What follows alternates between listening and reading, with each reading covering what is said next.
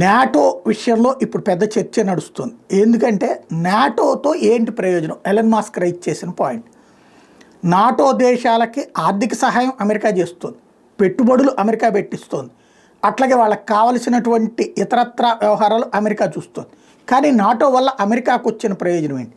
వాస్తవంగా నాటో ద్వారా అమెరికా ఆశించిన ప్రయోజనం ఏంటంటే రష్యా లోపల విడిపోయినటువంటి యుఎస్ఎస్ఆర్గా అప్పట్లో 50 రాష్ట్రాలుగా ఉన్నటువంటి దాదాపుగా దేశాలుగా మారిపోయినటువంటి వాటిలో అనేకం వచ్చి ఇప్పుడు నాటోలో చేరినాయి. ఇట్లా నాటోలో చేరడం వల్ల రష్యాను దెబ్బ కొట్టగలిగామని అమెరికా అనుకుంటోంది.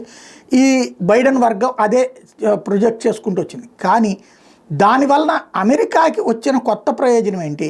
అమెరికా డబ్బులు తీసుకెళ్ళి నాటో దేశాలకు ఖర్చు పెడుతున్నాం, ఈవెన్ ఆయుధాలు అవన్నీ కూడా వాళ్ళతో కొనిపిస్తున్నాం, వాళ్ళకి డబ్బులు ఇస్తున్నాం, సాయం చేస్తున్నాం.